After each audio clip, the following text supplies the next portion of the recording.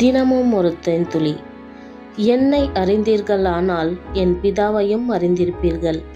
இது முதல் நீங்கள் அவரை அறிந்தும் அவரை கண்டும் இருக்கிறீர்கள் என்றார். பிலிப்பு அவரை நோக்கி, ஆண்டவரே, பிதாவை எங்களுக்கு காண்பியும், அது எங்களுக்கு போதும் என்றான்.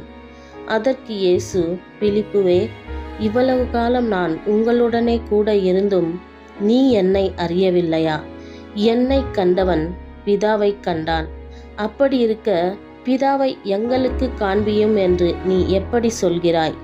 நான் பிதாவிலும் பிதா என்னிலும் இருக்கிறதை நீ விசுவாசிக்கிறதில்லையா? நான் உங்களுடனே சொல்கிற வசனங்களை என் சுயமாய் சொல்லவில்லை. என்னிடத்தில் வாசமாய் இருக்கிற பிதாவானவரே இந்த கிரியைகளை செய்து வருகிறார்.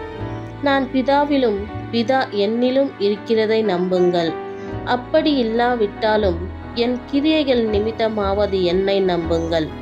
மெய்யாகவே மெய்யாகவே நான் உங்களுக்கு சொல்கிறேன், நான் என் பிதாவின் இடத்திற்கு போகிறபடியினால் என்னை விசுவாசிக்கிறவன் நான் செய்கிற கிரியைகளை தானும் செய்வான், இவைகளை பார்க்கிலும் பெரிய கிரியைகளையும் செய்வான். நீங்கள் என் நாமத்தினாலே எதை கேட்பீர்களோ குமாரனில் பிதா மகிமைப்படும்படியாக அதை செய்வேன்.